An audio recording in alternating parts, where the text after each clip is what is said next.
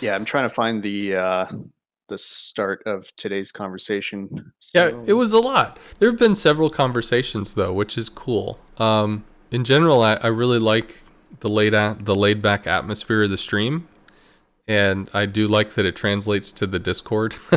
um, One of the cool parts of the Discord for me was that there are a lot of people that they see each other every day in the stream, so that way at least they have a way to connect to kind of talk outside of it.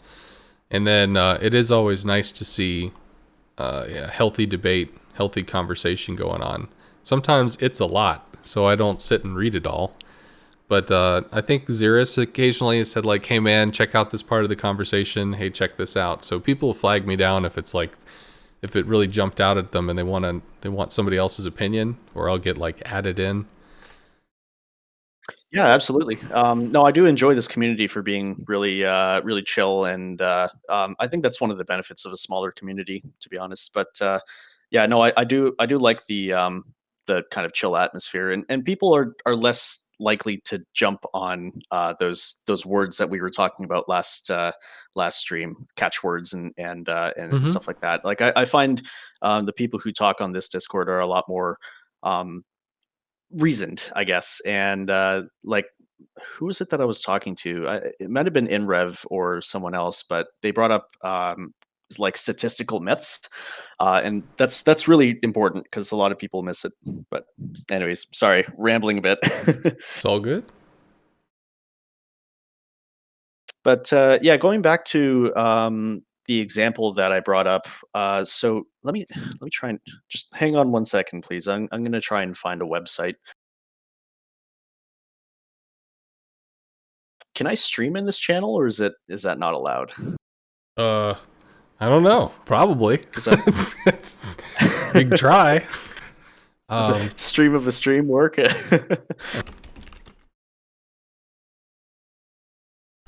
It says I can't stream into this channel. Okay, that's well, okay. that Okay, sucks. so I'm gonna send you a link. Okay. Well, I Okay, am. so I posted into the. So this is a thing that I used previously for clan battles tactics, but we can use it for the purposes of this discussion. So I believe if you click on where is it? There should be a map selector on this, but so the map was on Tears of the Desert. Let me try and find where the button is. I don't Ah, know. okay. I'm in charge of it. That's why it's not letting you select. Okay, so you should be able to see it now. Yep. I see the smiley face with the weird nose Yeah. and the goatee. Um, yeah, it's quite amusing. All right, so let's do a cap. Where's because it was I believe it was epicenters. So Mm-hmm. let me do that. Something like that. Nope. Undo. Okay, and then this one was like that. And like that, something like that, right? Sure.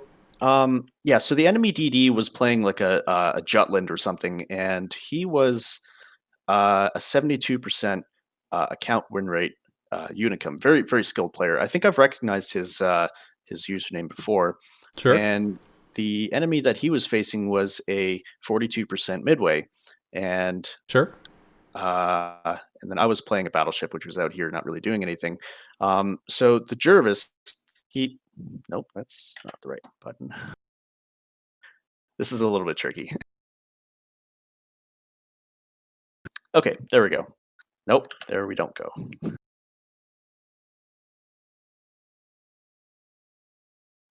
Okay, so I believe it was because I was holding my voice activity or push to talk button, and it was spawning stuff. But basically, so the DD enters the center cap, Mm-hmm. and then the midway starts launching all of his dive bombers. He launches his HE dive bombers, and then he flies into the center because he's seen that the sorry, there we go. He's seen that the DD started to cap the center cap, so he moves in and tries to bomb him, and uh, just move that. Transparency is a little high, but let's just that the other ones. Sure. So, so the DD moves into the center cap, and he tries to hide behind the island here because he knows that he's going to get shot at by the various ships that are on my team. Mm-hmm. And then the Midway comes in and he starts dive bombing the DD, and he takes out, I believe it was like 9K or something on the first strike, and the DD starts smoking up. Um, someone, I again, it's been a while, so I don't remember all the details, but he got slammed again for another like 10K volley. So he was basically down to like 10% health. And here I am, I'm pinging F3 like, hey, kill this guy, kill this guy. Mm-hmm. And then finally the Midway spins around again, and he bombs the DD and kills him. So and this all happened in the start of the game. So it's a little concerning to see this happen because I mean epicenter by design forces a lot of players to push into the center cap because if they don't, they have an almost a really difficult time trying to get points back. Mm-hmm. Um, and so the DDs kind of have to consider that cap when they push in there. Like personally, as a damage farmer, I don't like going in there because I know it's just a damage fiesta, and people are dying left, right, and center. I don't like to go in there, um, but in terms of winning the game, it is kind of important to cap that center cap. So the Jervis goes in there. He's arguably one of the best DDs for not getting attacked by CV because he has short duration smoke that comes up really quickly. British acceleration. He has a lot of things in his toolkit that he can use to defend himself against CV or at least mitigate the attack. But he just gets totally destroyed by this Midway. Um, and it like I realized that CVs are a part of the game, and they've been a part of the game since the very start. Um, and as a former RTS player, like I was one of those guys slamming people quite unfairly in RTS, and I admit that. Um, and overall, I think things have gotten better with the rework. Like the amount of how should I say it? The the skill level required to play CV is a lot lower. Back in RTS, it was. I don't want to devolve too much into an RTS discussion because that's its own topic. But CVs nowadays are, I believe, easier to handle, and their raw alpha strike is massively curtailed. Like you can no longer, for example, smash a Turpitz for 72,000 health where he doesn't have 72,000 health to absorb that much. So that no longer exists from a raw alpha damage perspective. Mm-hmm. But still, just the effects of being able to repeatedly harass a target, especially a DD that doesn't have a lot of AA. Um, I personally, as someone who transitioned over to DDs after the rework, it's really painful to deal with that, especially in like almost the shittiest DDs for AA like Shima. Um, it's you have almost no counterplay options. You just sit there and you either waste a smoke, so now you are down a smoke that you can no longer use against at a later time against shellfire, or you just try to do your best to dodge because you're even with instantaneous damage and priority sector and all that, you're really not taking out that many planes, and that's just well, I want to separate it, right? So number one, it's frustrating and it's not enjoyable. And the other half is that Shima versus Midway, or Shima versus almost any other carrier, is a very lopsided engagement. Um, and really, the only option for a Shima, or in this case, the Jutland, is just to retreat. And by retreating, the DD is not capping, the DD is not spotting, the DD is not exerting map pressure. And personally, I feel like that's not really good game design. But then again, I'm just a player. I'm not. Well, I haven't sure. gone to school for game design, so I'm speaking from a user perspective as opposed to a designer perspective. But that's my take on it, I guess. So I guess I have a few parts, a few Mhm. things to say. So, um, holy crap. Whatever. So you mentioned it fun. You mentioned fun factor, not fun. Make a frowny face. And there was another thing. I'm sorry. What was the second one? Like basically, you're not able to do your job. Was that the second part? Because I mean, That's the right. the DD has a task. He can't, you know, I could put no job, but I'll put job frowny face. Because it's really easy for me to get sidetracked. So if I don't like try to make a list or something, then that Oh can be an yeah, I issue. understand. But here, okay, so there's one CV. and one DD. In this interaction, the CV has the ability to bomb the DD. The DD doesn't have the ability to teleport across the map and just torp the shit out of the CV, so he's just kind of stuck eating shit. All right. First off, do I have can I click the map? Can I make boop noises or no? No, I guess I can't. I'm not sure if I Hey, can. there's a tool Can thing. you do it now? Can I make boop clicks with that? Ah! I think I gave you... Yeah, I think I gave you command, so... Is there an undo? Undo last time. Hey, all right, cool. So yeah, Control Z is undo as well. Okay, so a few things. First off, that's so awesome. 12v12. There are 12 people on this side of the map, 12 people on this side of the map. And you said this happened within the first 2 or 3 minutes in the game? So he still has 11 other people on his side, theoretically, that can do stuff. Exert influence, take positions, yell obscenities, all sorts of stuff. 72% win rate player. I don't know name, whatever, don't care.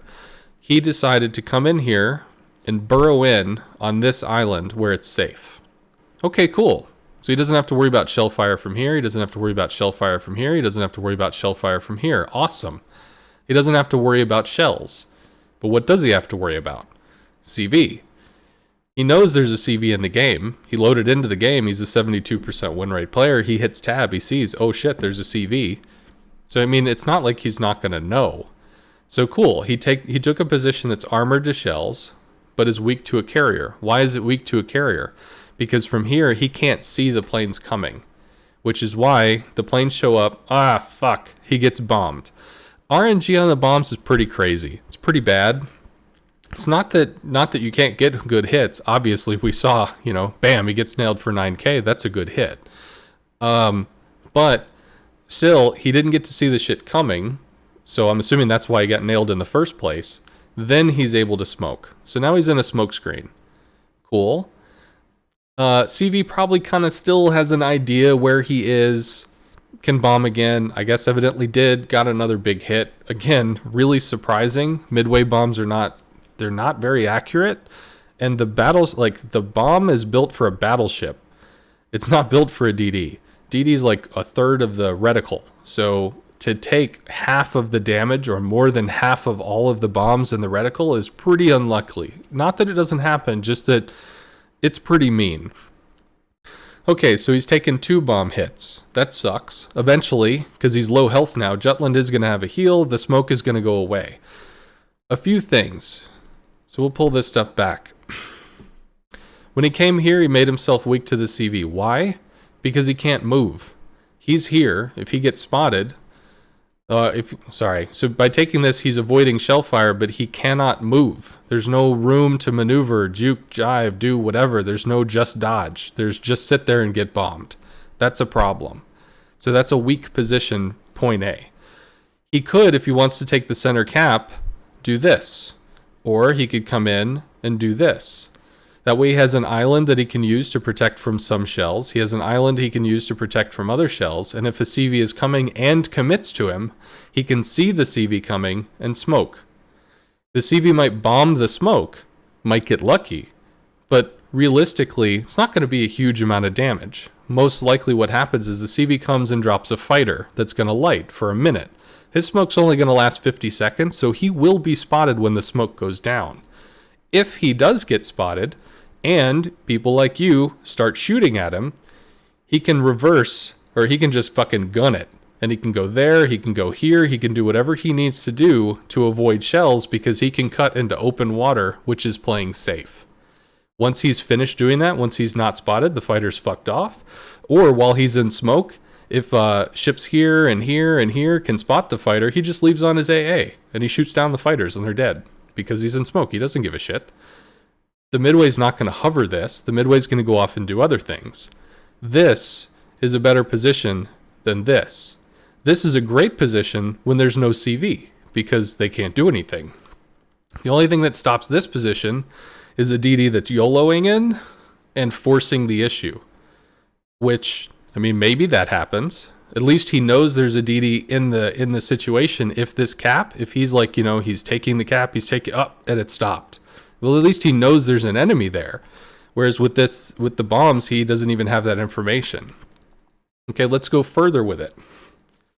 So at first, it's a 1v1. But is it a 1v1? He has 12 teammates. He has a CV that, how do I put this? So if we're talking about hockey, right? Hockey, you've got, you got a goalie and you got players coming in. You might have a defensive player over here, but if the goalie is not even paying attention and the shot gets through the defensive player, it just goes in the net. He didn't pay attention. He didn't do his job. So one person was able to make a score because he outplayed one person, because the other person's teammate wasn't giving a shit. The other teammate over here didn't stop. This teammate didn't stop. He just went in. The fact that the enemy CV sucked or wasn't paying attention is the enemy CV's fault. If the enemy CV saw, hey, my dude is in here, then he should have given him a fighter. Should have given him some kind of support. Also, because the DD was so close and couldn't spot the bombs, that also puts him in a position. He could have simply been back here, although I think this is probably the best position. If he was able to smoke, sometimes, and I explained this on a replay that we were doing, if as a CV I come over here and I drop a fighter, that tells the enemy CV there's a DD here. Sometimes I actually use that to lie. Sometimes the DD is actually over here. Sometimes the DD is actually over here. But the CV, for all intents and purposes, know, fuck, the DD is fightered. I'm not going to deal with this. So the CV will go off and do other things for a minute until the fighter goes down, and then he can commit to trying to find the thing. So, one of the 12 teammates, this CV failed his friend. He did not assist in the cap. The CV should have paid attention and tried to assist. But, to be fair, if this destroyer was in a position where he could have seen the bombs coming and smoked, then the carrier knows this destroyer has used his smoke. When his smoke cooldown is done, he is weak, which means he will need help. And that's when the CV can come over and give a fighter to give him the ability to stay clean until his smoke cooldown is back up. So, as far as a CV misplay, that was a CV misplay, and he got his ass jumped for it. Okay, so there's him, there's a CV, there's 10 other people on the team. There could be a Des Moines over here that's covering the DD that's dealing with the cap. There could be a Moskva over here that's covering a DD that's doing shit in the cap. There could be a Minotaur hiding behind this island that's covering the DD doing shit in the cap. Just because battleships wanted to go wide and fucking prick at each other, whatever, all the way over here and all the way over here, leaving this dude to die alone, there are 10 people on the team. Where was somebody to give a shit to help this guy do his job? So I can understand that it's frustrating that the Midway came over, spotted him, nailed him for 9K, and then cleaned up. Which, frankly, is extraordinary RNG. And I mean, if he's a 42% player, it may not be. How do I put this? Not skill based. No, that's not what. It's just RNG based, or no, that's not what I'm saying. When I started the game, I played CVs a lot, and I joined a clan, and they're like, oh yeah, if you want to play clan battles, like there was a rental Hindenburg or whatever, but I'm like, well, what ship should I get to play clan battles? They said, get the Des Moines, yeah, everybody likes Des Moines, get the Des Moines. Okay, I didn't know how to play, so like, I would sail my ship, and I'd be shot, I'd be dead. I didn't know how to angle, I didn't know how to juke, I didn't know any of that shit, but when I got to the Baltimore, I knew I had a radar consumable. So I knew I could use my radar consumable. So I would go somewhere where I could cover, a good section of the map or whatever with my radar consumable. I couldn't shoot. I mean, I was really inexperienced. Like, the reticle aiming, which side of the island to be on, how to position, all that shit, I really just didn't know. But I knew how to use my radar consumable. And the fact that I could go somewhere and I could exert influence over a cap, even though I couldn't shoot, even though I really didn't know what to do with hydro, wasn't worried about overlaying AA and what map positions, all that shit. The fact that I knew how to use a consumable in a way that could stop a DD from getting a cap or get him killed meant that I had a 50% win rate. In some cases, a 50+% win rate, because I knew how to use radar. The fact that he was 42 doesn't mean that he's a bad player. It means that he might be a damage farmer that's missing all the correct things on the map, or he might be a new CV that just knows. I think I just go for the destroyers, right? I think that's what I do. So that's what he does. He just goes for the destroyers. Well, what happens when you run out of destroyers? I guess I attack You stuff. don't have any more damage sources. Yeah. So okay, so he doesn't know what to do, and maybe killing the destroyers. Maybe that's not something that leads to wins for him because there's more stuff that needs to happen. So it's not that he has bad skills. It's not that he's a bad person or a bad player. It could just be that his game knowledge is lacking, but at least he knows how to do one thing, and that's shoot. And that's actually what I teach when I teach CV. The first thing you need to learn is how to shoot. So when I hear about this, there's so much more that goes into this. This guy, the 72% win rate, if he didn't have a Des Moines, if he didn't have a Moskva, if he didn't have a Minotaur, why is he just going alone to jerk off in the middle of nowhere in a place where he can't move, can't dodge, can't maneuver, can't bail against a CV that's just going to harass him? Why would he do that? Well, he did it. He got fucking pwned. It was not the correct play. That's the same thing like, I can get a Thunderer, and I can say, okay, I'll just bring my Thunderer into the cap in the beginning of the game. I'll get shot from this way, I'll get shot from that way. It's 32 mil armor, I'm covered in it, I'm just going to get fucking farmed and slaughtered. I could be a positive win rate player because I might have really good accuracy. But since nobody was going in the middle, I just decided I'm going to do this. Hey, sure, seems like a good idea. I'm doing the right thing, right? But under the circumstances, that was not the correct play. It was not the play to execute. If he doesn't go to the center, what happens if the other DD doesn't go to the center? If he goes off somewhere else?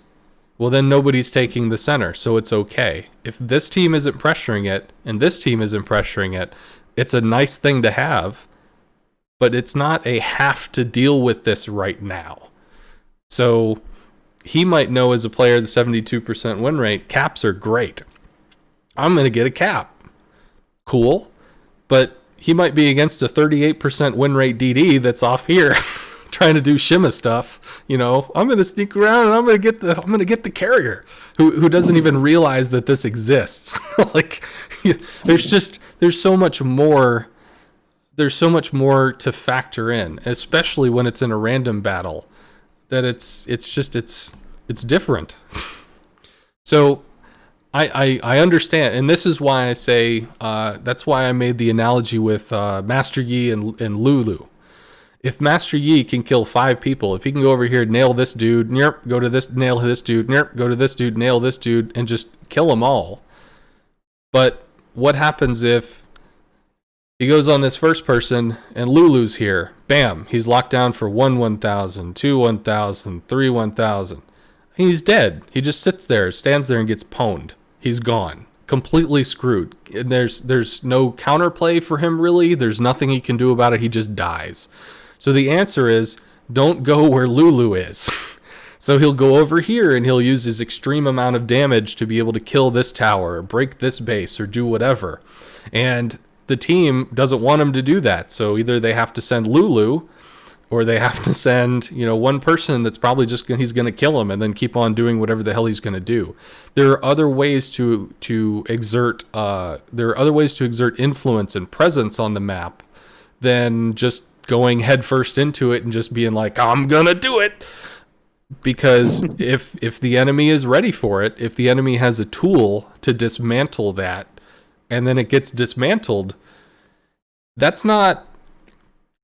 There's a point where it's unfair, but then there's a point where if this guy didn't go for that DD, then this DD takes the cap and leaves. And I know it might seem extremely obvious that everybody's going to scream, CV, get the goddamn destroyer, get him destroyed, because everybody does it all the time. But Mhm. still, this could be a damage farmer. He could give no fucks about this. He could fly over and he could hit a battleship, and then fly over and then hit a battleship. You've lost this cap. You lost this cap. You have no fucking clue what's going on. But the player made the play. And you have to respect that. If he didn't go to the DD, take advantage of the DD, hit him while the DD had not been in smoke, keep him in smoke until he was dead, then that didn't happen. Then that 72% win rate player potentially torped you or shot you or farmed this or did that or whatever. So you have to respect the play. Even though it was made by a 42% win rate player, doesn't mean it wasn't a good play.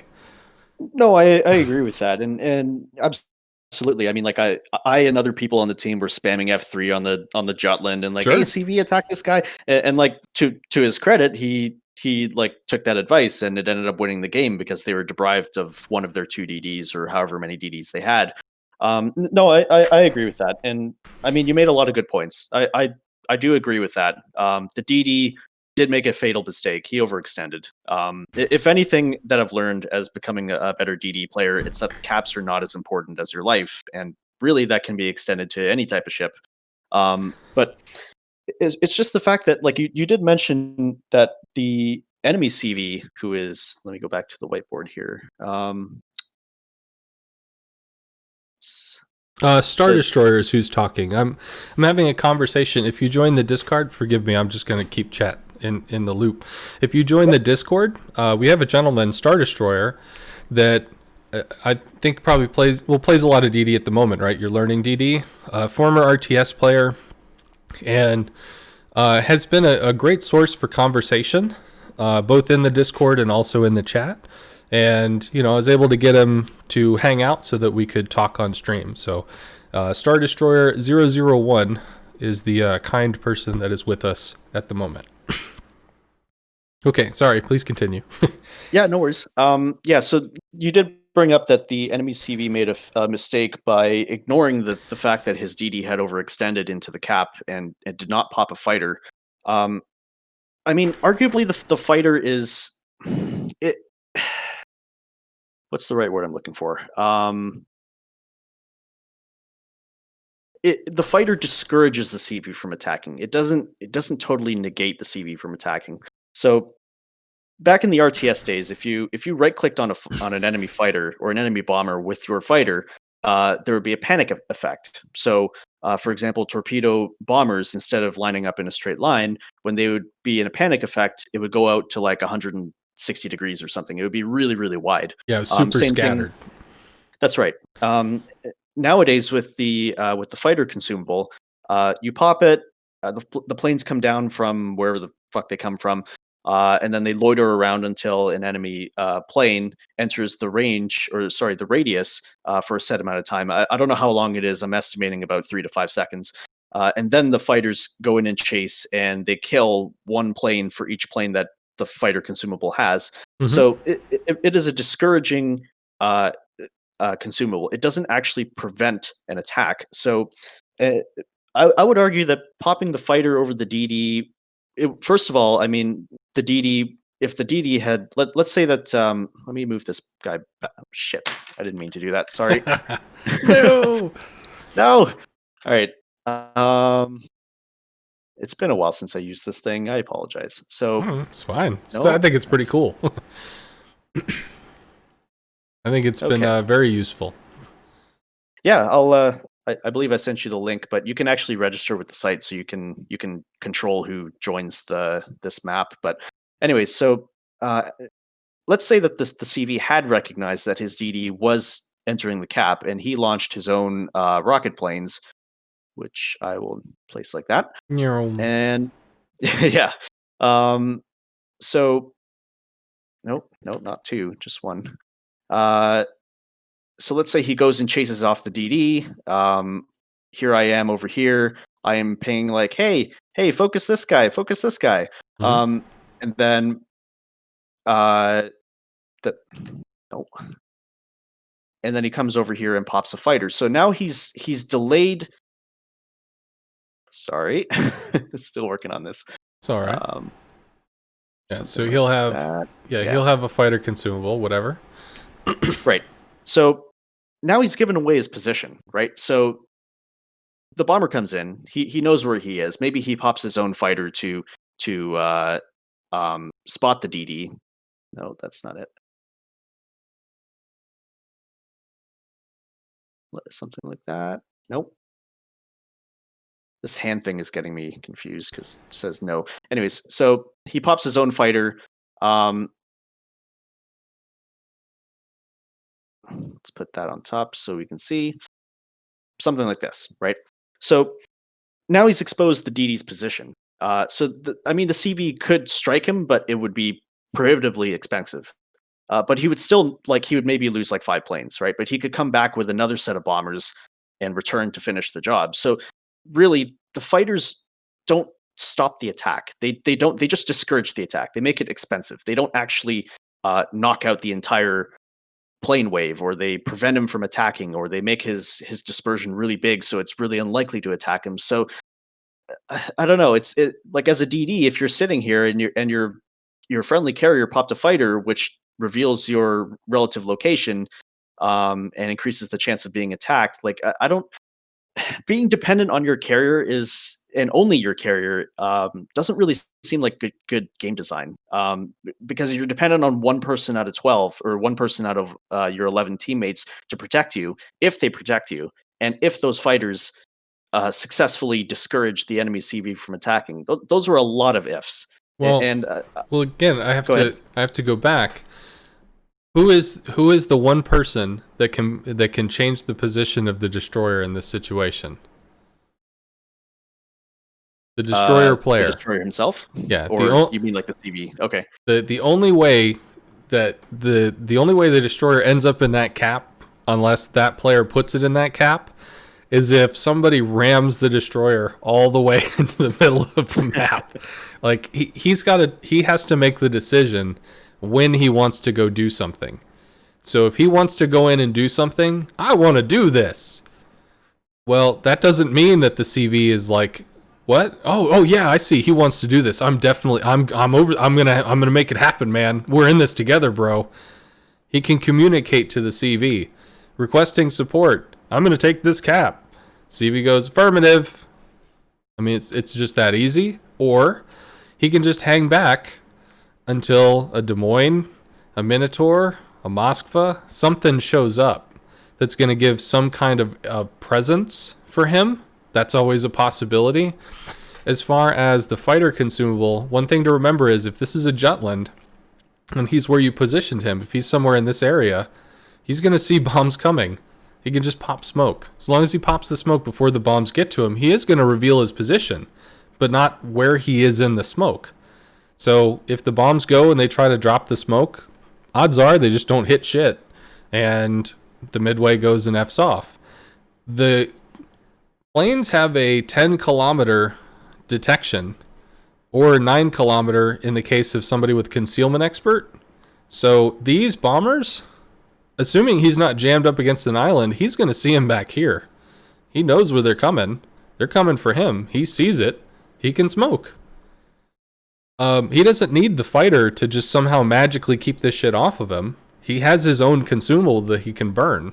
He's not totally dependent on another person to do it. As far as, is it the right choice? Is it the right maneuver? I mean, you got to look at the conditions. Do you have any kind of safety? Are you in a position where you can run? Do you have friendly ships nearby that can help you achieve your goal? If you just want to do your goal, well, fuck it. I'm a DD. I should be able to do this shit. I'm alone. I am a strong, independent DD. I don't need no man. I don't need no carrier. I don't need no planes. I'm going to take this cap because I'm a strong, independent fucking Jutland. I mean, you can strut all you want, but if somebody's going to check you, you have to step up. But, okay, so let's say in this instance, the CV, this guy, sees, oh, cool, my Jutland's taking mid, awesome. Again, he doesn't have to drop fighters directly on the Jutland. He could drop them over here and bait like the Jutland's this way. What does that do? If he drops fighters over here, just theoretically, you know, like if the CV's thinking all strategic and shit, that means that if the Jutland sees planes coming, not only could he smoke, but he could run to the protected area. If it becomes an issue, fuck, I got spotted. He goes into the fighters. The bombers try to reacquire. They're going to eat fighters doing it. Why? What do fighters do? Fighters do two things. They make a situation more resource intensive. So if I'm going to bomb a DD and all I'm going to lose is half a plane's worth of health, that's essentially free. Yes, I'm losing time. Yes, there's opportunity cost. I could work somewhere else on the map. I could be over here. I could be over here. But in terms of resource loss, I'm not losing shit. Because I might lose a plane. But in this case, with the Midway bombers, you have 12 of them. So you can lose a plane. That's okay. You get to drop him. You might actually hurt him a lot. So that's a good trade. If a Midway puts a fighter here, that's 7 fighters. So 12 planes. If he goes into this, and this is set up and ready, it's doing its thing, it's spinning, it's ready to latch, it's ready to shoot, the bombing animation takes so long that the fighters will latch, will shoot, and will kill 7 planes. So this 7 now turns into 5 bombers, to which he gets to strike with 3 bombers, and now he's down to 2. He probably lost 1 of those, so he's actually down to 1 plane left. In your example, well, I can leave that up, whatever. In your example, he came over, he bombed. So in under a minute of seeing the DD and starting his interaction, the DD is dead. In this instance, where there's a fighter, even if the DD doesn't smoke because he's just greedy as hell, albeit in a Jutland, that's just a really derp response because you have like 7 of them. If the DD decides not to smoke, and the carrier comes in, acquires the DD, makes the drop, loses 7, drops with 3, loses something to AA. If he even turns it on, he's down to 1. He can't drop again. Okay, he has to ready up more bombs. A Midway has 18 bombs. He just left with 12. He has 6 on the deck. He might have regened 1 of them. 3 of them will eventually get back. That'll be 10, and then the 1 that remained gets back. That's 11. So he could come back out with 11 if he waits for the planes all the way to recall. If he wants to go right back out and hit that DD before the more fighters come and all that shit, even assuming the DD's not going to smoke, he's going to come out with 6, which means he's going to come out, he's going to lose a plane to AA, because Jutland AAs, it's not a Holland, but it's not, it's considerable enough it's going to chisel off a plane. And he's going to drop. Boom.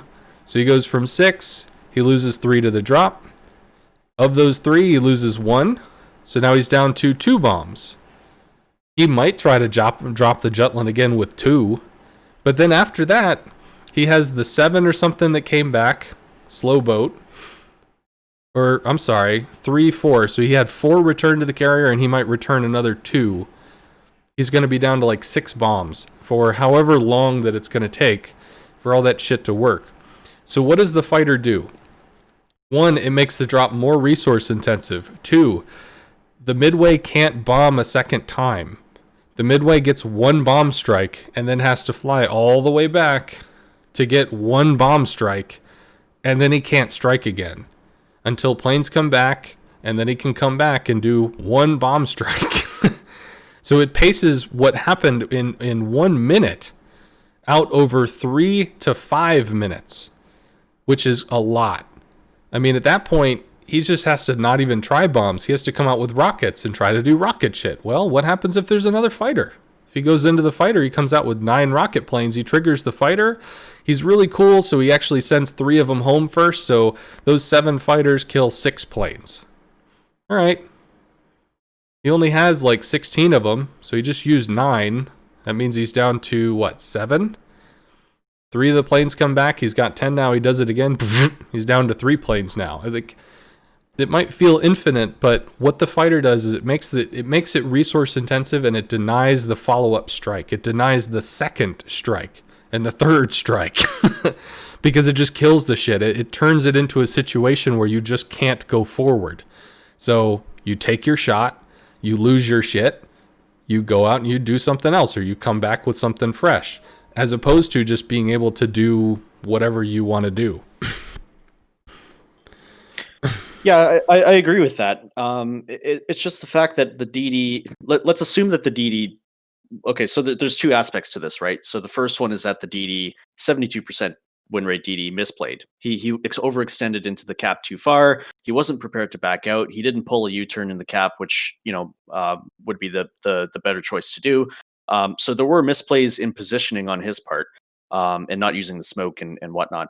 But the second part is a little bit more concerning, which is the fact that he's completely dependent on the CV to pop those fighters for him. There's no other teammate who can provide any kind of AA support. So I'll go back to the circle thing.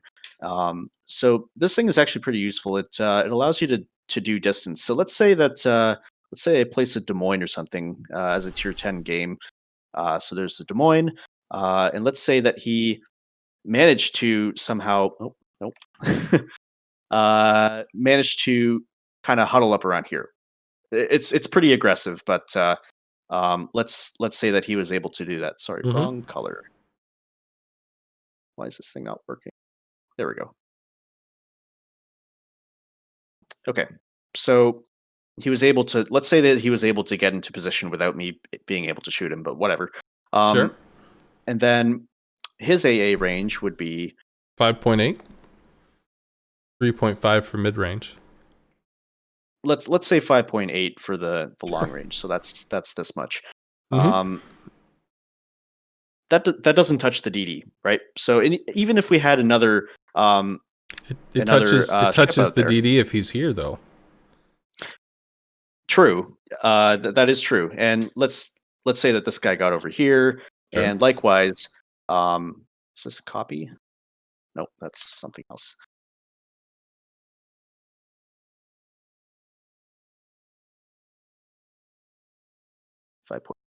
There we go. So yeah, DD's here.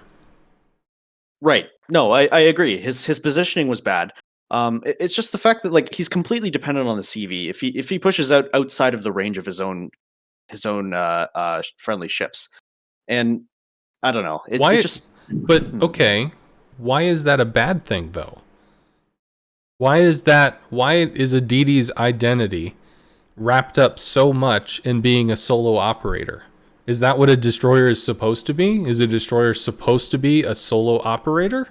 Not part of a fleet, not part of a team? They're supposed to be able to do whatever the fuck they want to do? it depends on the circumstances, I believe. So certain DDs, like depending on the game situations, yeah, a DD may be required to smoke up a cruiser or support a cruiser or support a battleship or support a carrier. But they have the mobility and they have the concealment to go off and do flanking maneuvers, spotting, and capping. And those are important things to win the game. And just the fact that it can't do any of those things if the CV is around because it negates the concealment. So then the DD is forced to hover around his friendly cruisers unless he recognizes that the enemy CV is focused on something else, and then he has a short window of time to go and cap. So So, go ahead. okay. Let's look at this a little differently then. All right, so badass ninja DD is gonna go off doing badass ninja DD stuff. So he's like, I'm badass, I'm a badass, I'm a badass, I'm doing badass stuff, and he's over here. He's outside of the AA of whoever this dude is. He's outside of the AA of whoever this dude is. Fuck you, man. I don't need no carriers. Fuck carriers. I don't want him in my game. Get fucked. I don't need you, bro. He's out here. He's doing his thing. Enemy CV comes over. It's a Jutland. He pops smoke. CV pops some fighter planes. CV fucks off, goes do something else, because he's not going to sit here staring at him for an entire minute. Plus, if he tries to circle around here, he has AA from this ship that's going to chisel, and he's going to have to dodge flak. He has AA from this ship that's going to chisel, because you can't just sit in one spot with planes. You have to circle, you have to Right. move. All right, so this DD that don't need no man is going to come over here. He's going to get his fighter, and as soon as the CV fucks off, he's going to go over to chill with one of his friends for about 40 seconds, 30 seconds, till his smoke's back up. Now he's got his safety mechanism. Man, I'm a badass. Oh, fuck. CV comes over. He smokes. Goes back, hangs with his friend for a few seconds, waits for the smoke to cycle. And he goes out. I'm a badass. Does all this stuff. You're in a team game. You have friends that don't want you to die. like, Use them. They're there to be there. If just how do so if you're in a Shimakaze and there's no CVs, there's no CV in this game, there's no CV in this game, done. You could be a Shimakaze going all the way over here, so that you can torp sideways into battleships, and you can have hero moments, and you can get dev strikes, and you can do all that crazy shit. Nobody can call you on it unless there's a radar ship that's literally out here ready to fuck you up. And if the radar ship is out here ready to fuck you up, then you've got teammates that are going to kill him so that you can keep running around being a badass doing whatever the fuck you want. Cool. Neat. You do you. You're reading the situation, and because the situation says that you can do independent operations, you're going to go off and do independent operations. Awesome. Can a cruiser do that? If there's a battleship right here, can a cruiser just derp around and do whatever the fuck he wants? No. No. Because he's going to get slaughtered. Okay. So, if there's a CV here, can a DD just derp around doing whatever the fuck he wants? I'm not saying that the CV is going to automatically, DD detected, bro, terminate. It's not necessarily like that. But you have to respect that the possibility is there. That's part of the game. If you're a battleship, and there's a DD over here. You know there's a DD on this flank, and you're in a battleship. What are you just going to charge? Fuck it, I'm good. No, because the DD will kill you. You will fucking die. You don't get to do that. You don't get to make that decision. There's an enemy in a class that can call your shit if you decide to just like, I'm a badass bitch. I'm going to do what I want. Somebody is going to jump your shit for that. And this is not necessarily to say, like, well, it's a rock, paper, scissors game, and DDs kill this, and cruisers kill that. That's not what I'm trying to say. I don't care. When I look at this, I'm not necessarily seeing the rock, paper, scissors formula. You know, this isn't a rock, paper, scissors game. People can say that there's rock, paper, scissors design concepts to it. Yeah, sure. Cruisers have more health and bigger guns than destroyers, so if it comes down to the two of them, the cruiser probably wins. Battleships have bigger guns and more health than cruisers, so if it comes down to a fight, the battleship probably wins. I mean, I get all that, but if you have somebody here, you can't sail broadside. They kill you. If you have a DD over here, you can't charge. They kill you. It doesn't matter about the rock, paper, scissors aspect of it. It matters that if you do something dumb, you're going to get called on it. And if you overextend, it doesn't matter if you have an 80% win rate. If it's dumb, it's dumb. You done fucked up. So no, that's a good point. I agree with that. And I think it's personally, as a player who's played for a long time and since 2015, since open beta, it's I don't want to say it's how should I put this? It's hard to adjust, I suppose. Like if you're sure, playing in a DD in a non-CV game, you play very differently than a DD in a CV game because you have to consider, just like everything that we've covered here today, like an island terrain that works in a non-CV game and provides all sorts of benefits to, you know, breaking line of sight and preventing your DD from getting hit, becomes actually a trap because the CV can hit you, as we covered. And I believe it's hard for the old guard to recognize that. And certainly, I admit myself, like, you know, I am a skilled player, but even myself, I struggle with that. I struggle to adapt to the new meta that I guess it's not that new, but to the relatively new meta that we're in, where old things don't work. and yeah, I'm guilty of that. Like that's 100%. I'm guilty of that. well, let me sidetrack a little bit and tell you why I enjoy playing Destroyer in a game with CVs. And I know that might sound counterintuitive. What the hell? Is it the... Oh, wait, hold on. No! Fuck. I had the part and it's gone now. Did I lose my little paste thing? I did.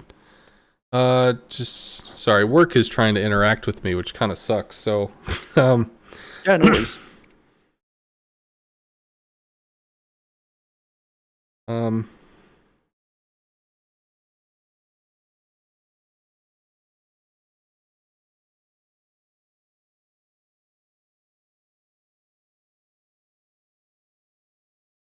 let's see.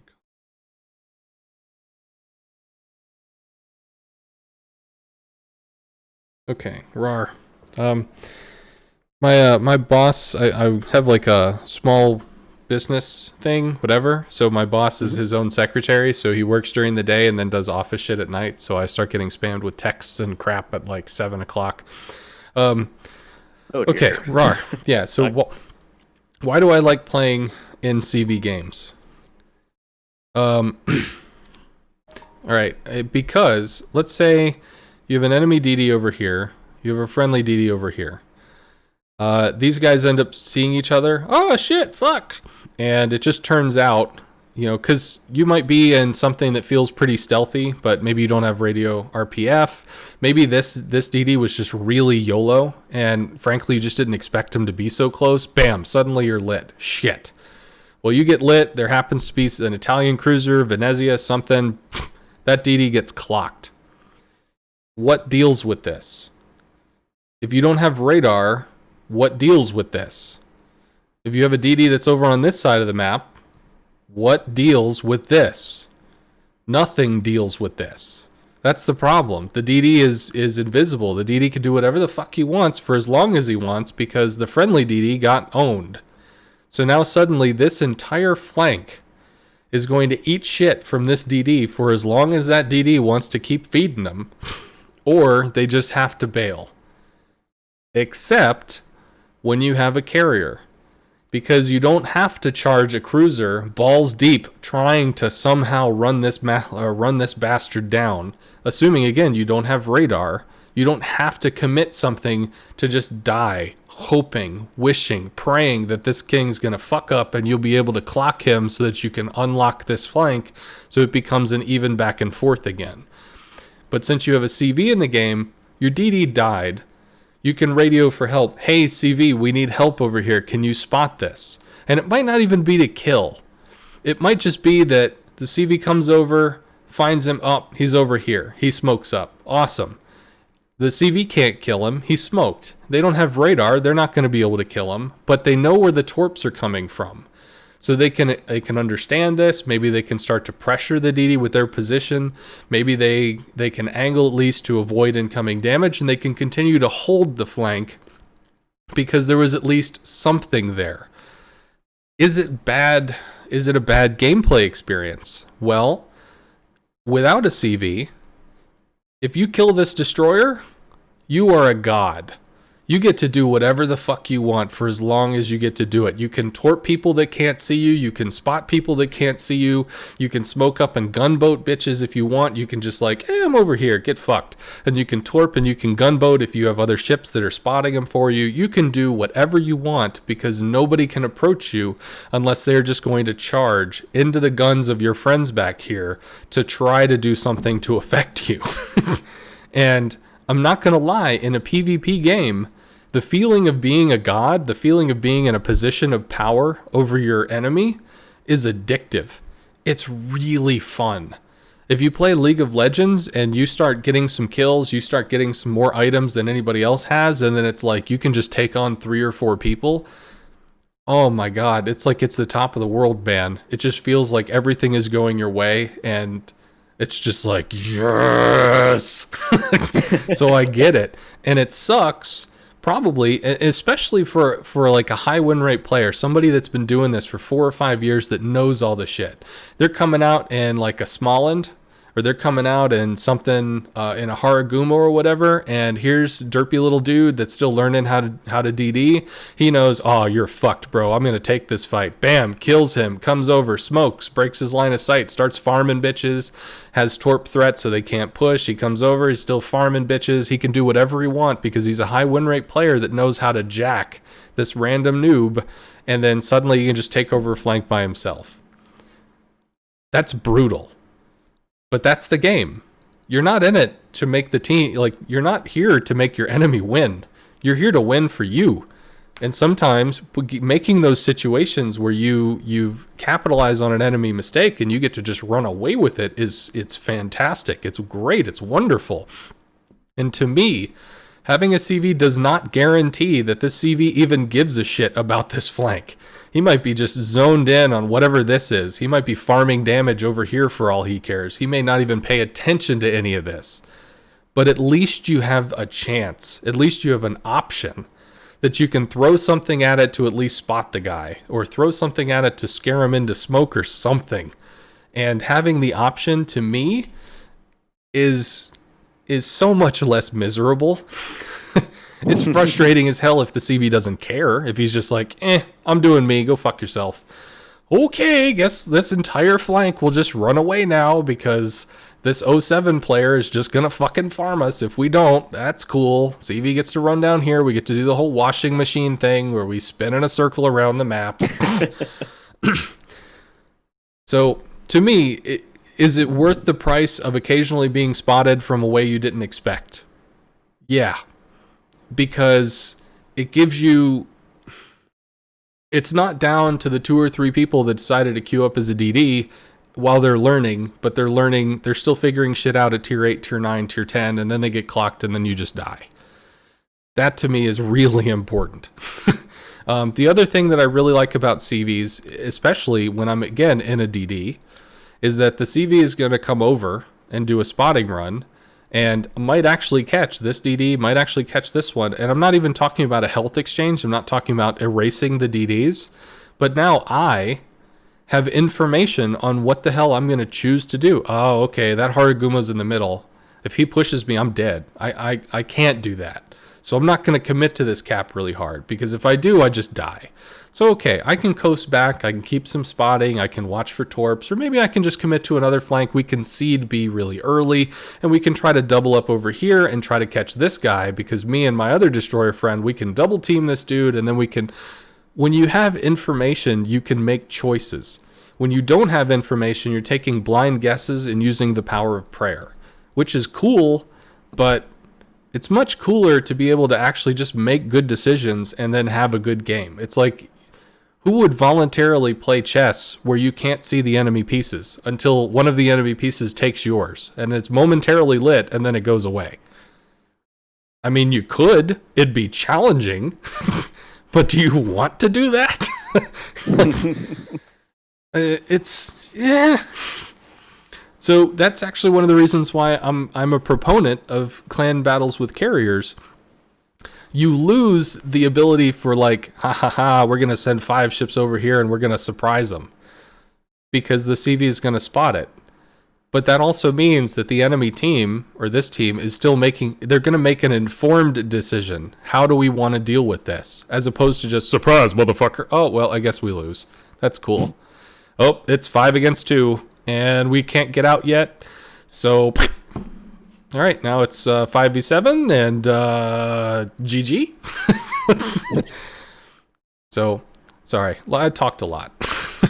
Yeah, no, absolutely. No, it was good. I'm learning from this. This is a really good chat that we've had. I like this tool thing, man. Yeah, no, it's cool. Well, I've seen it before, but I didn't like use it as a little chalkboard or whatever. It's really useful. Yeah. No, I do like it. It's we've used it for clan battle tactics, but yeah. So I mean, so the takeaway there was a lot to digest there, and I'll go back and rewatch this. But so the takeaway here, the Jutland overextended, and if anything, this is a good example of the CV. When there's a CV in the game, it seems to me like positioning is even more critical in a CV game than it is without. Would you agree with that? Like, map awareness and positioning are more important in a CV game. Yeah, so actually, in regards to that, I do have something to say for that. So, you have a CV in the game. If you have isolated McDurpison, the CV can come over and farm the fuck out of him. Bam! This dude's gonna get clocked because he's isolated. If there is not a CV in the game, so no CVs, they're gone, then you can have one dude over here, one dude here, one dude here, one dude here, one dude here, whatever, all spread out. And you've got all kinds of crossfire, and you've got this, and like people over here are pinned, they can't fucking move.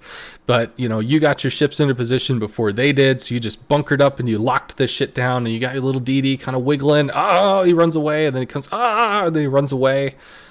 You can spread all of your shit across the map, and you can set up beautiful crossfire, and you can lock stuff down, and nobody can move. There's a concept in game design of you have to make choices. So what's a really basic version of this? Here, we'll have, this is going to look terrible. Whatever. It's a sword. Woo! And then we've got a shield. So I think we all know what this decision is because we've all played games before. If you have the option to take the sword, that's more damage. If you have the option to take the shield, that's more defense. You're harder to kill, or you do more damage. A really basic choice. Really, really basic choice. And a lot of game design, you're going to be stuck at a path where you're going to choose one or the other, but you can't choose both. And that leads you to decisions. Okay, well, if I'm committing to more damage, then that means I don't have enough health to be able to survive 2 hits from this thing. So I can only get hit once. I have to do this and this and this and this to make sure that I don't lose this fight. Okay, I have more health now. I can take 3 hits from this guy, but I don't have enough damage. So that means that I'm going to have to use this move and this way and this thing, blah, blah, blah. Like, it can inform the decisions about what your next steps are in the game. Okay, so we have CVs now. You have 7 ships, you have 12 ships, you have 4 ships. It doesn't matter how many ships you have. The only thing that a CV cares about is there 1 ship? Are there 2 ships? Are there 3 ships? Are there 4 ships? Are there 5? And are they all together? That's the only thing a CV gives a shit about. If you had a 5-person map against a CV and 4 friends, if the 5 people just moved in a fuck train wherever the hell they wanted to go, the CV is worthless. He doesn't get to do anything. So it's technically a 5v4, pretty much the entire map. And that actually happened in clan battles, by the way. Right. So you're in a CV, you can't take all these different positions. So maybe you decide, okay, what are the most important positions? We can choose from this, we can choose from this. So we've got like 8 different positions, or we've got all these different positions to choose from, but we only have 7 ships, one of which is a CV, so we only really have 6. If we have 6, we need 2 ships to be in rough proximity together, so at least they're not just solo, so they're not going to get farmed. So how about we take this position and we merge it together, and we use this open water space to threaten this area.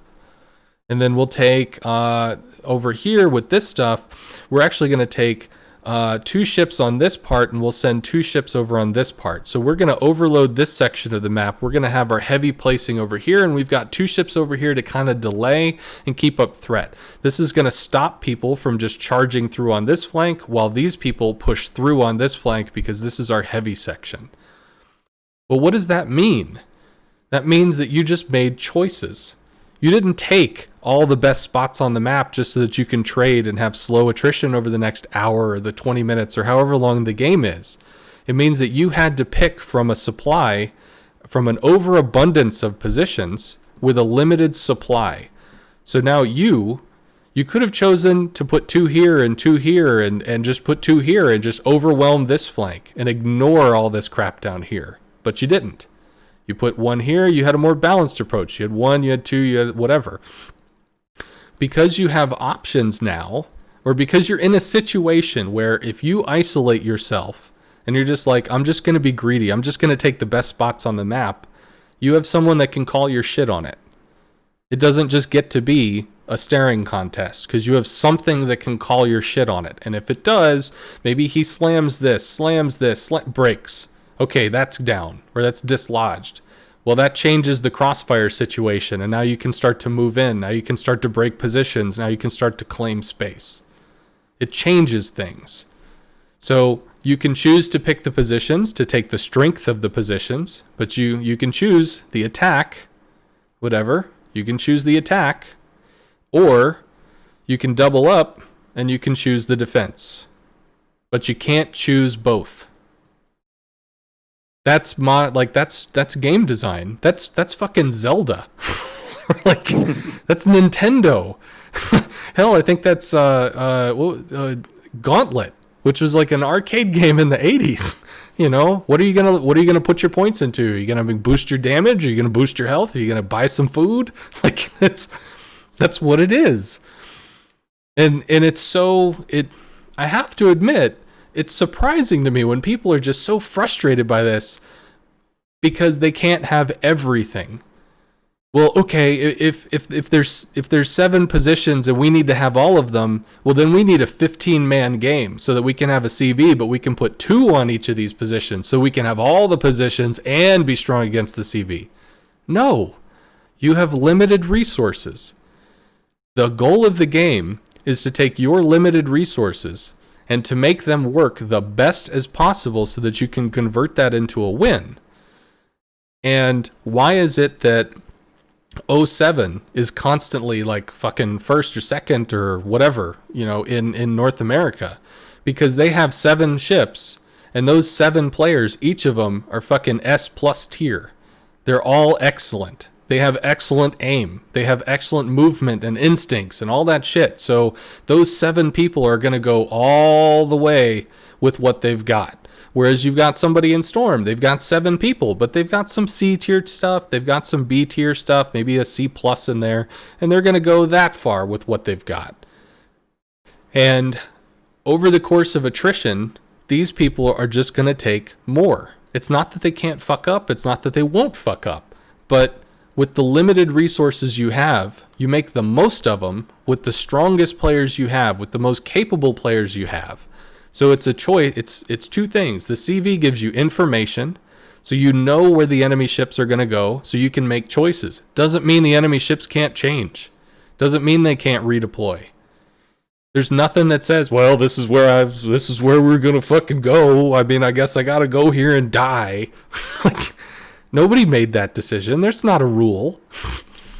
So if you have the information, you can make choices. And then with those choices, with your limited resources, you have 7 players. Hopefully you make the best of those choices.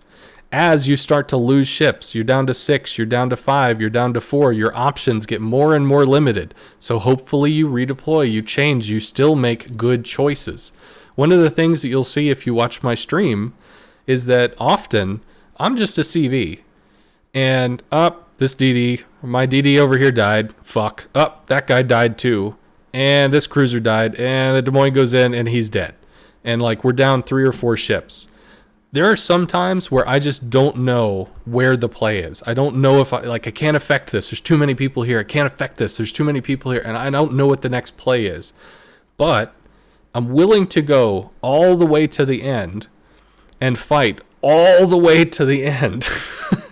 Because even as your choices get limited, you still have choices to make. And it doesn't mean that the choices are bad. It doesn't mean that the choices are wrong. You can still make the right choices over and over and over and over again, and you can climb that staircase and try to climb out of the basement and get to the goal, which is fun. It sucks. I'll be honest, it sucks that a CV can go over here and then a CV can go over here really rapidly, whereas a surface ship cannot. A surface ship has to slowly commit to something and then commit to something over here and commit to something over here.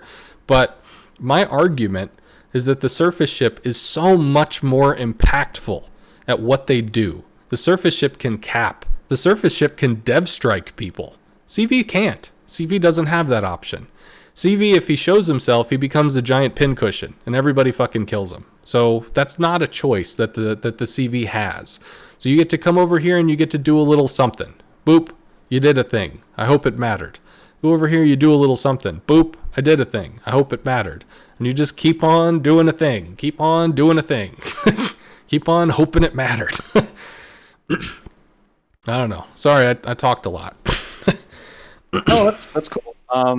I mean, yeah, I didn't really want to devolve into a clan battles discussion because the meta there is very different from randoms. Oh, I understand. I was more just using it as a limited resources situation, which I do think goes back to the initial DD thing. Because if the DD had unlimited resources and unlimited positions, like if there was no CV, so these guys could just easily take, the minnow that can farm behind the island, kind of like you were talking about. It does change things. It causes you to have a limited resource set, and it's how you interact with the game with the limited resource set, which is where I went into that divergent part of the conversation or whatever. Right. Okay. Yeah, I mean, so again, I'm trying to separate feeling from fact, right? And the feeling of being attacked by a CV as a destroyer is frustrating, but that has no Sure. relevance on game balance. So, just from I don't know, like the DD's job is to cap and to spot. And what role does it have in a CV game if the CV is constantly saying, "No, you can't do that. No, you can't do that," and the DD is forced to choose between I take the higher risk option and I attempt to cap or I attempt to spot and I may lose some health, I may even die, or I take the safer option and I don't cap or I don't spot, and I give up that map control area. And just the fact that the CV can just unilaterally make that decision, and as a destroyer, you are entirely dependent on your CV countering the enemy CV, so you're just kind of stuck there in the bottom while these two people fight over you. And so I question whether that's good game design. I don't believe that's particularly um well, not only enjoyable as a destroyer, but also like what are you supposed to do as a destroyer if you're continually harassed and you're pushed back? You can't get damage. And so if we go back to the sword versus shield thing, you've chosen shield by diverting yourself away from avenues where you can attack because you don't want to get hit by CV. Now you focused entirely on shield, and you don't have an option to attack because you'll just die, right? So What? I just question whether that's a good idea or not, I as don't from a understand. game. I don't understand I don't understand why you can't spot in a DD. I don't understand why you can't cap in a DD. Like why are you saying this? What is the thing that makes that not possible? Concealment, because the DD is entirely dependent on concealment to spot and to cap uncontested without getting reset, right? Well, if you're a DD with smoke, you can cap cuz you smoke and then you take the cap. Right, but you've used a smoke consumable, so you can't use that consumable to farm damage later. So you Sure. focused entirely Yeah, on the but shield, nothing on the if sword. there's no CV in the game, could you not use smoke to assure a cap? I mean, is a cap not worth a smoke? I think it Personally, I is. disagree. So if you smoke up in a cap in a no CV game, if you smoke up in the cap, first of all, you're in the cap, so everybody knows that you're there. It's like a big beacon saying, "Hey, radar me! Hey, DD, come and find me." And then if you pop a smoke, you are narrowing that location to a very small area of the map. So you're Sure. saying, "Hey, I'm right here! Like Yeah. I'm right here." So so, and you're also, in addition, you are blinding yourself to enemy DDs that move into the cap. So you don't know whether a DD has moved into the cap until the capture icon stops, um, or a DD has flanked around the cap to try and attack you. And you're also weak to torps. So even if you do the intelligent DD maneuver and you pull a U-turn to try and avoid getting blind torped in smoke, you're still at risk of getting torped. So I don't see any real advantages in smoking in the cap. You're gimping yourself um, at the chance that people are done and they won't choose to torp you, they won't choose to rush you, and they won't choose to radar you. And you're by smoking in a very centralized location of the map, you're also depriving your team of spotting. So really, I don't see the benefit of smoking in the cap unless you are being attacked and you need to break line of sight. Okay, so if we have a cap down here on this map, and we have no CVs, your DD comes forward, their DD comes forward. You both tip into the cap. You guys have just enough detection that you don't spot each other. But you're both in the cap, you're both contesting it. This DD pushes forward. You're now lit. Do you just not smoke? So when I enter caps in a DD, I always pull a U-turn, or I even pull a U-turn and then reverse into the cap. So that way I can evacuate the cap in the most efficient manner possible, which is straight away from the enemy. Especially in a Japanese destroyer, which is like the Shimakaze, has a wide turning radius for a DD of its size. Sure. So you don't really want to spend time turning in the cap while you're being detected. That's why I prefer to pull a U-turn and reverse in, or just pull a U-turn and get ready to bail. Um, and it's sorry, I don't know where I was going with this, but um, Okay, well, by using a smoke, you've kind of gimped yourself. You've wasted a consumable that you can use later, um, and you're gimping your team because you don't provide spotting. So personally, I don't smoke in caps. okay, well, I am not a DD main. So, as far as like the high level interplay, the back and forth of how all that shit works, I can't tell you. But I can tell you what Hurricane DDs do. And Hurricane DDs have no problem smoking in a cap if it's going to guarantee them a cap. So, does it deny you some spotting? Sure, but it denies the enemy spotting on you, which means it's harder for them to be able to reset you or brawl or try to have some back and forth over the cap. You popped a smoke, unless they're going to check you with some kind of consumable, hydro, radar, or fucking just face check you, drive right into your smoke until they can see you, then you take the cap. It's done. You used a consumable, you took it. Well, ideally, when you use the consumable, you did it in a way that you were able to take it. But it's done. So I don't necessarily see that as a bad thing. Is it something that would be great if you could get away without doing it? Sure, if you can get something for free, fuck yeah, get it for free. Free is better than not free. But I do not agree that a cap is less useful than a smoke. Because a cap is like a kill every 2 minutes. For free. Just free. You don't even have to kill anybody. You can just sit back and watch and wait. It's a kill every 2 minutes in points. And a single smoke, you're probably not going to get 2 kills off of it. I mean, you'll get some damage, which is cool. It'll, like, the number up on the top of the screen can make you feel good, but the only thing that matters is the win. Well, in terms of the gameplay, the only thing that matters at the end is the win. Personal goals, campaigns, whatever stuff aside, to me, I absolutely, I don't see any issue dropping a smoke line and then being able to dance in it and being prepared for torps. So you can take that cap, especially if an enemy DD is going to come in and light you, because God knows what ships are going to be taking shots and nailing you for it. If a Minotaur comes in, pop smoke, they'll take a cap. Venezia could come in, pop smoke, take a cap. I mean, a Venezia smoke is worth whatever as well. Now, if the Venezia doesn't smoke, he's going to be spotted and reset, so he has to smoke to take the cap. So yeah, it's cool that the Destroyer can do it for free, but the Destroyer doesn't have to do it for free, because the Destroyer has smoke. Unless you pick a smokeless Destroyer, which you've limited your tool set. So ideally you have more power in other places, but that was your choice going in. As far as the spotting thing, again, I don't necessarily want to talk about clan battles per se, but I'm just going to say, like, in a competitive setting that I'm aware of. Because again, I'm not a surface ship main, so there's probably a lot of intricacy that I can't claim to speak about. But Goliaths are used a lot currently in Petros and stuff. I'll just use Goliaths for the example right now, because in a lot of clan battle settings, you're going to see double Goliath. And this is not a comment on clan battles. This is just a comment on ships. You know, ships in a situation. We'll have 2 Goliaths here, maybe a Goliath and a DD here. Whatever.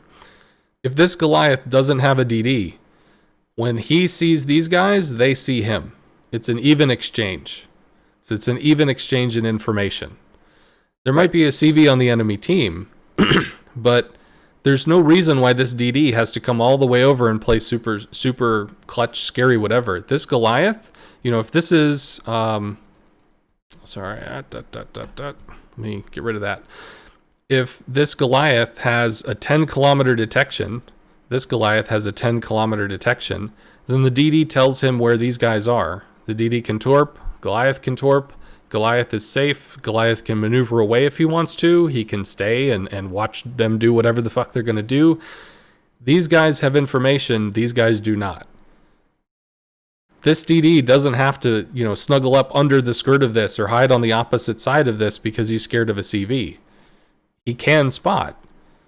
The only time that the DD can't operate in this position relative to a CV game is when the CV comes over to light him. But the planes have 10-kilometer detection. You're going to see the planes over here coming at you, so the DD can run, the Goliath can move with them, they can move together, and worst case, the DD can smoke if he has to, which, yes, loses them information, but the player makes the play. The player came over here to make a play. They responded defensively, in this case, if they popped smoke or whatever, and the enemy CV can be called over to counter the play, or they can just deal with the consequences. These Goliaths can push. Whatever. There's nothing to say that a destroyer has to be, the destroyer doesn't have to be here. The destroyer doesn't have to be 10 kilometers away from this. The destroyer can be 2 kilometers away. And hell, even be covered by AA. Still, like, if this dude's detection is 10, he's not detected. The destroyer is detecting. If the destroyer dropped smoke, he can farm. And the destroyer is still here, safe, with guns, can have torp pressure. He can go over here if he wants some angled torp pressure. There's nothing to say they can't work together. There's nothing to say, like, that you're worthless now. You don't have to be the Shima that's all the way over here just so that you can get broadside torps into the Goliath. You don't have to do that. Or at least, I don't believe you do. It's nice to do it. It's fun, but that's not a win condition for the game. Like, that's not a requirement to have fun. At least I don't think it is. But I just look in terms of wins. So, like, in terms of personal play experience, if you play the game because you want to dev strike shit, yeah, you got to go wide to dev strike shit. If that's your goal, then you do you. It's a random. People do random shit. No, I agree. And I mean, specifically the Shima, like, flanking and getting broadside torps is kind of a high risk, high reward gain. Yeah, fun. fun. In regards to the caps, I just disagree with that. Information and maintaining spotting is crucial in a DD, and especially in a Shima. So if you pull a U-turn in the cap and you don't smoke, you are able to spot any DD that you do not that has a higher concealment detection range than you do. And in a way that, like, for example, if a Howland moves into a cap with a Shima in it, that Howland is outspotted by a significant margin, and may discourage him from actually capping. So Yeah, that's not part of the smoking up, advantages of the Shima. Yeah. right? And even in something like a Z52, like if I enter into a Z52 with a 6.1 kilometer or 6 kilometer detection range, and I pull a U-turn, even if I get spotted at the same time that the enemy DD gets spotted, number one, I'm in prime position to run. Number two, I can pop smoke to break my line of detection. So now I have that smoke available to me at the precise moment that I need it, and not when I've been spotted and I'm trying to run. So keeping that smoke for, like, a bailing situation, not only does it conserve your consumables for later in the game where you can use it, but also, like, it's intelligent consumable usage. Like, you're not wasting it, and you're not broadcasting your exact position either. So personally, like, I think that the best option for a DD is not to waste the smoke and just to go into the cap, pull a U-turn, and just sit there on the border waiting to run. Or if you cap it, it's great. Yeah, Now CV, just go ahead. no, I definitely agree that if you can get something for free, it's much better than not getting it for free. I absolutely agree with that. I just think the if is the caveat. If you can do it for free. Yeah. Because if you're, like you it said, does depend on if, what happens. That's if true. you're in the Z52, what happens when you're getting gut checked by a Holland with 6? Or You smoke up and you run. I mean, like well, that's precisely what the smoke is for. I realize, but if you're, well, okay, well, let's not do a Z52. Let's, whatever. Okay. Imaginary fake DD that has a 6.3 concealment at tier 10. There's a Holland on the enemy team. Okay. He has point 0.3 on you. He sees you. You're seen. Well, you could fuck off. That's an option. You could fuck off, save your smoke, whatever. You just leave. But you don't have cap pressure now. He outspotted you. You got nothing. If you need to contest the cap, or if you have to take the cap, you do have a smoke that you can use for that option. It does blind you to the potential of the Holland, but if he outspots you, you don't see him anyway. But still, you can contest the cap. I mean, I guess torpedo magnet and stuff like that, but I just... A Minotaur, okay. I was in a game where there were no DDs. I was in a Smolensk. Smolensk has 10-kilometer detection. It's pretty low compared to everything else on the map. But if somebody checks me, if somebody pushes, and it's a situation of, do I smoke to be able to take the cap, or do I just run? The cap is worth it to me. You might not get optimal use of farming for the Smolensk, but it's still worth it to me, because in that instance, I am the DD. Because there's no other DDs on the team. It's just me. Well, me and whoever else has really, good detection, or possibly a smoke or something like that. So it's almost on me to, well, if I have to throw away damage for the win, then I have to throw away damage for the win, and I smoke so that I can take the cap.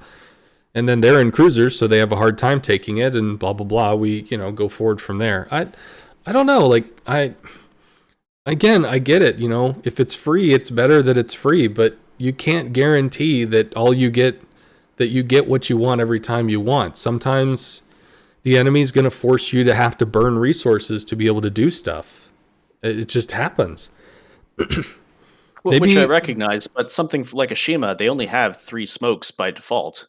So you've already burned 1 smoke at the start of the game, attempting to secure a cap or run away from a cap because the CV has decided to focus you. So that's the thing, right? So it's all about consumable management, and your consumables are wasted on a CV that may not even attack you. He was just trying to spot you, but you needed to stay in that cap to cap it, and you now had to waste a smoke consumable, which you could have used later. So it's just I don't know. It's just yeah, and that's especially problematic for gearings and US ones, because the US has such a long smoke that if you burn that cooldown out in the middle of bumblefuck nowhere, well, I'm not sitting in this cloud. So yeah, then your smoke is down for like 3 minutes, and it's a bitch. Absolutely, I agree. You don't have a lot of charges, and you have a really extreme cooldown before you can use it again. So it's really obnoxious. Yeah, I agree. I mean, everything has its strengths and weaknesses. The strength is it's got a long smoke. The weakness is it's got a shitty ass cooldown. I mean, you could just not smoke, take whatever damage comes, deal with it. Some DDs do. Doesn't work out for some of them. It's to me, I guess that just falls under, it's all about options. And if I'm in a gearing, or if I'm in a Summers, because I actually have a Summers. If I'm in a Summers and I get spotted by a Midway or something, and I smoke, to me, he spotted me. Fuck. And I'm willing to, if I feel that I need to do this, if I need to smoke so that I don't die, then I'll do it. Because that's the trade. To talk a little bit about League of Legends, I don't know if you know the game. Are you familiar with League at all? Some folks No, are. I don't play it. Yeah, no worries. On the map, you have a line here, you got a line here, you got a line here. And people usually fight in the center. So that's the really basic version. You'll have like 1v1, 1v1, 2v2. Really easy, whatever. But there's a 5th person on the map. There's a person called a jungler. They derp around in this middle space.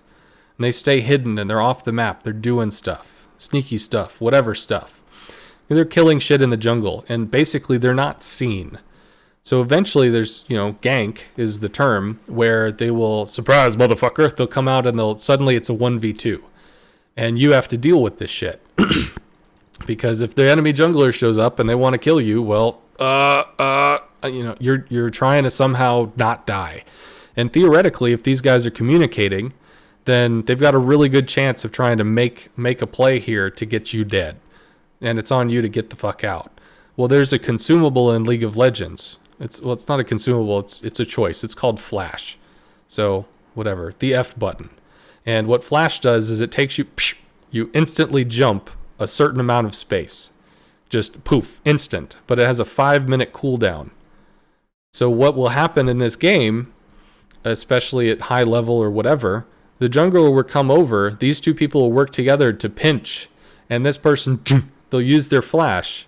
And now this person and this person, the whole team knows this guy's flash is on cooldown for the next 5 minutes. He is weak. If we come back and we can pinch him again, he's dead. There's nothing he can do about it. 1v2, he's dead. So at this point, he has to communicate to his team, for the next 5 minutes, I'm in a weakened state. I'm going to need additional jungle pressure from our guys. I'm going to need additional pressure from mid or something to make sure that I don't just get farmed. I just say that because it's relevant in similarity to like having the smoke.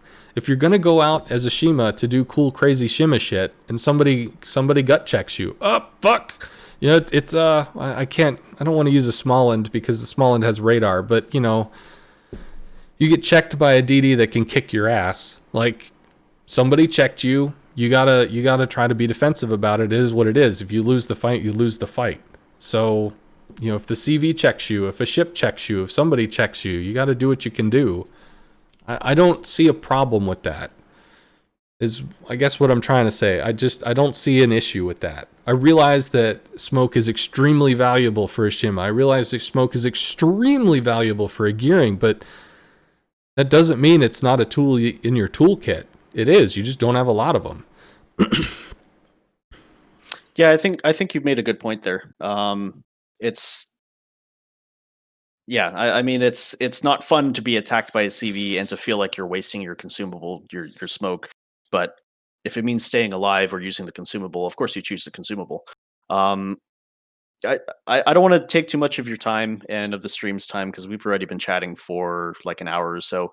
Um, no, I think there's been a lot of good points made here, and I think the biggest takeaway personally for myself is I need to fight my my ingrained behavior from 3 years of gaming, and that the meta has changed. It's now about CVs being able to, do the things that they are able to do now, as opposed to before the CV rework, and it's on us to adapt. I guess it's on me to adapt, and it's on others of the old guard to adapt. And also, just going back to the original discussion, positioning, I believe, is really important, and like that DD, that 72% win rate that went in there and Mm-hmm. just died, that may have worked in the RTS days when carriers generally were pretty bad, um, aside from the occasional one. But it doesn't work now. And if he had recognized that his position in a CV game is completely different than in terms of how advantageous it is compared to a non-CV game, maybe he would have made a more intelligent decision to U-turn out of the cap and get ready to bail. And I think that's something that a lot of people need to recognize, including myself. Absolutely. Um, so I don't know. Well, Is there any yeah. kind of recap else that I missed there? Well, no. I just want to say two things. Maybe three. I don't know. I'll try and keep them short. One, I want to thank you for coming on and talking. I had fun. Forgive me, like if I came off like I'm in lecture mode and I'm just come off like a pompous prick. My apologies. No, you're not. No, this is a great discussion. I really enjoyed it too. Well, woot, thumbs up, because I wanted to. I really hoped that I didn't overstep or offend you or anger you or something. I really appreciated having you on. I really enjoyed talking. I really enjoyed this conversation. As far as I have a different perspective on how some DDs are looking at the way they approach caps now, because I don't know. My value system, I guess, was different, and that's actually useful for me to know. So I want to thank you both for coming on and also for enlightening me on that. And like I said, I hope for having me on. Hope I didn't make you mad. No, not at all. If anything, like emotion should not be a part of it. It's on me to improve as a player and continually improve because the meta is always changing, right? So, and there's one other thing I wanted to say. There was a guy that I had a conversation with. He hates CVs. Russian dude, whatever. He plays on the U.S. server. Spider Life, I think is his name, if you ever happen to see him. And we had a discussion, and ultimately what it came down to is, with a CV, the game is different. It's like checkers and chess. There's nothing wrong with checkers. There's nothing wrong with chess. But if you want to play checkers, and I'm not saying like one is more complex than the other, I'm just using really readily available game names. Like if you want to play one, then that's what you want to play. So I can personally agree that if there was an option for random battles where you could choose to play without carriers, that would be really cool. Because it is a different game. The positioning is different. The freedom for destroyers to do things is different. There's a lot of stuff that's different. And because of those fundamental conceptual changes,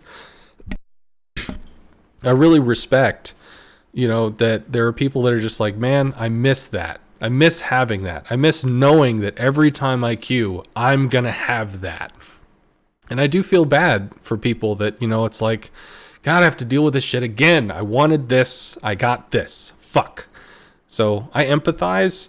And I wish there was a dual queue option. I don't think it's going to happen just because I don't think the player base on NA is large enough to be able to do that. And I think Wargaming, it's just they've decided not to go that route. But I fully can see and I commiserate with people that they want that experience and they just can't guarantee it 100%. And I realize that's a bitch. So I just wanted to get that out there. I obviously like CVs. I play CVs. But I do feel for the people that do have to be in a situation where it's like, I know I'm playing this, but I'd really rather be playing that right now. So I do. Anyway, I am aware of that and I commiserate. So, all right. Well, thank you for hanging out. We've actually had quite a few people, I think, that have been here for the last 2.5 hours almost. And from the people talking in chat, it seems like they really enjoyed the back and forth. My voice is starting to fail. So once again, thank you for hanging out. Because there were a lot of times you were saying stuff, and it was good stuff in chat, and it was in Discord that I really wanted to have a chance to talk to you. So thank you very much for showing up and hanging out. Yeah, anytime. Thank you for having me. And I'll go make dinner now because I'm starving. Yeah. Good night, man. All right, thanks. See ya.